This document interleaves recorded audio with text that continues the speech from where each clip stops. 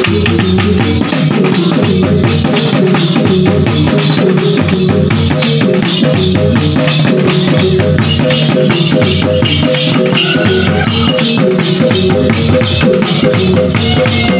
paling mungkin adalah menduga-duga Anies itu nanti akan diasuh oleh 3 kingmaker, dan sangat mungkin setiap kingmaker, Pak SBY, Pak JK, Pak Surya Paloh itu bisa tiba pada semacam kesimpulan, tetapi Anies tetap tidak bisa independen sebetulnya, karena itu publik mendorong Anies untuk ucapkan aja calon wakil presidennya. Prabowo juga sangat independen, dia sendiri adalah kingmaker untuk dirinya sendiri itu. Yang berbahaya justru Ganjar. Ganjar tetap dianggap sebagai orang yang dari awal sebetulnya hasil transaksi aja, hasil barter aja sebetulnya. Dan itu Ganjar yang paling lemah dalam menentukan modus kabinetnya nanti itu. Apalagi menentukan wakil presiden. Saya kira itu yang menjadi isu sekarang. Orang boleh bertanya, kalau begitu ngapain pilih Ganjar? Kalau Ganjar juga sebetulnya ditentukan oleh transaksi-transaksi di dalam PDIP sendiri itu. Jadi Ganjar diikat sendiri oleh status dia yang memang. Oke, jumpa lagi di channel kebanggaan kita, Karel Klong Official ya, sahabat Karel Klong Official sekalian. Baru saja kita menyaksikan cuplikan video pernyataan Rocky Gerung ya, yang begitu keras, begitu tegas ya. Jadi Rocky Gerung mengatakan bahwa di antara ketiga capres ya, Anies Baswedan, Ganjar Pranowo, dan Prabowo Subianto, ternyata calon presiden atau calon pemimpin yang memiliki kebebasan atau independen ya, itu adalah Prabowo Subianto ya, dibandingkan Ganjar Pranowo maupun Anies Baswedan. Anies masih terikat dengan kingmakernya ya, Surya Paloh, kemudian Yusuf Kalla, dan juga SBY. Jadi walaupun partai pendukungnya berkuar-kuar bahwa Anies punya kebebasan untuk menentukan calon wakil presiden, toh sampai akhirnya, sampai saat ini kita belum mendengarkan ya secara jelas ya, secara pasti Anies memutuskan atau mengumumkan siapa calon wakil presidennya. Demikian juga Ganjar Pranowo ya, dan menurut Rocky Gerung justru Ganjar Pranowo ini merupakan calon presiden yang paling lemah ya dalam konteks kebebasan atau independennya, bagaimana dia akan mengambil keputusan atau kebijakan-kebijakan ke depan ketika ia terpilih sebagai presiden ya. Kenapa? Karena memang Ganjar Pranowo ini kan akhir-akhir ini ada isu ya, ada isu yang mencuat ke publik ya, dan menjadi perbincangan di ruang publik bahwa sebelum dinobatkan ya atau ditetapkan sebagai calon presiden yang akan didukung oleh PDIP, ternyata ada kontrak politik ya yang diteken oleh Ganjar Pranowo dan PDIP ya. Ada 3 poin yang disepakat ya. Yang pertama adalah Ganjar Pranowo harus melanjutkan ajaran Bung Karno. Kemudian yang kedua adalah dalam menentukan wakil presiden dan menteri-menteri yang akan mengisi di kabinet Ganjar nanti itu ditentukan oleh partai politik. Nah, di sini adalah PDI Perjuangan. Kemudian yang ketiga adalah Ganjar Pranowo pun dilarang untuk tidak boleh ikut campur dalam suksesi kepemimpinan di PDIP. Nah, inilah 3 poin ini yang menjadi perbincangan di ruang publik saat ini. Walaupun beberapa waktu lalu PDIP melalui Bambang Wulyanto itu membantah atau menepis isu tersebut ya. Jadi menurut Bambang bahwa PDIP tidak ada kontrak-kontrak politik semacam itu. Ya, PDIP tetap mengikuti aturan ya atau konstitusi yang ada. Jadi tidak ada kontrak-kontrak semacam itu ya. Tetapi isu semacam ini sudah menjadi konsumsi publik ya, menjadi perbincangan di ruang publik. Jadi kalau kita melihat ya, mengkaji secara perspektif komunikasi politik ya, saya kira ini sangat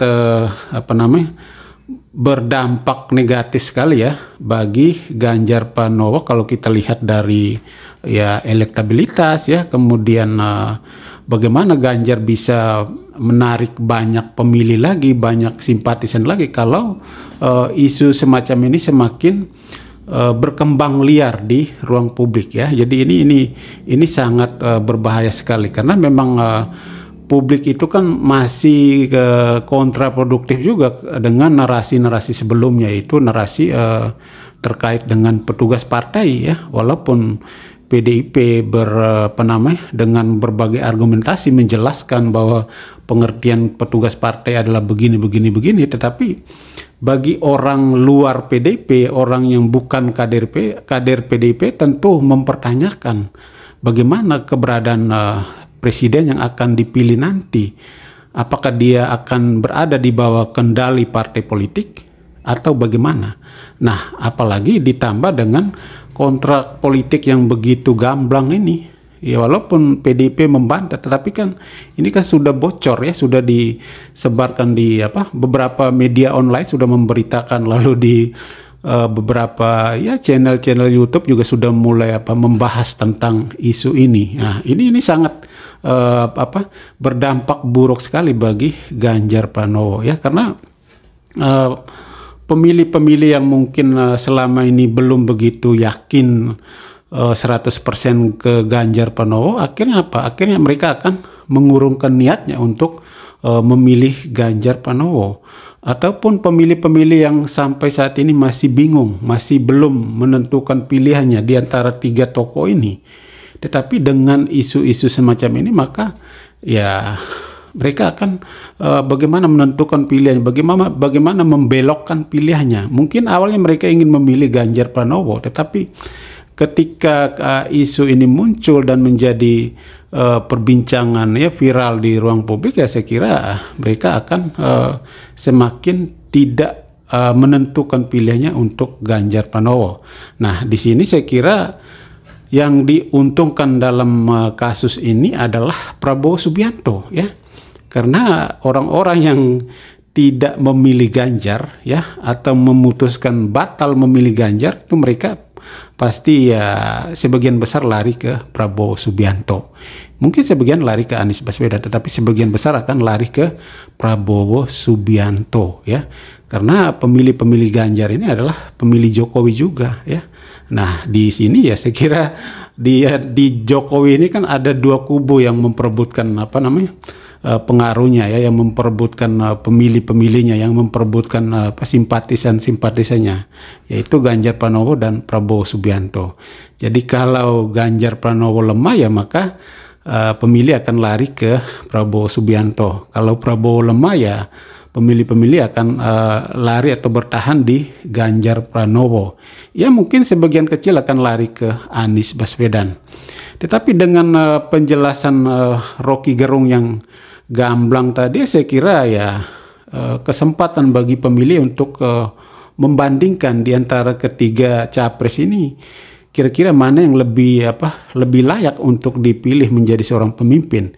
Ya, jadi seorang pemimpin yang memiliki independen ya, yang memiliki keleluasaan dalam mengelola atau mengatur negara ini. Jadi kebijakan-kebijakan ke depan itu jangan sampai presiden justru harus tunduk kepada kekuatan-kekuatan tertentu.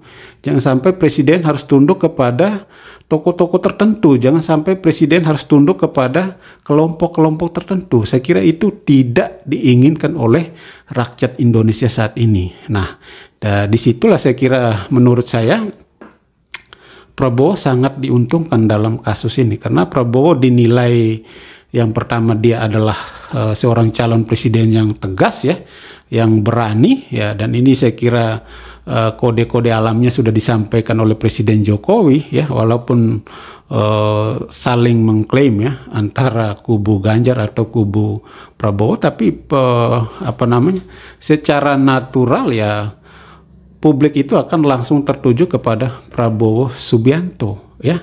Nah, ini jadi peristiwa-peristiwa semacam ini yang memberi ruang bagi Prabowo Subianto untuk terus melejit ya, untuk terus mendapatkan limpahan pemilih-pemilih ya, yang mungkin mundur dari kubu Ganjar Pranowo ya, atau yang mungkin mundur dari kubu Anies Baswedan ya. Jadi ya Prabowo selalu diuntungkan dalam setiap kasus ya, baik itu Anies Baswedan maupun Ganjar Pranowo ya. Oke, sahabat Karaklaw Official sekalian, itu ulasan singkat dari saya ya. Sampai jumpa pada kesempatan berikutnya. Salam sehat untuk kita semua. Mantap.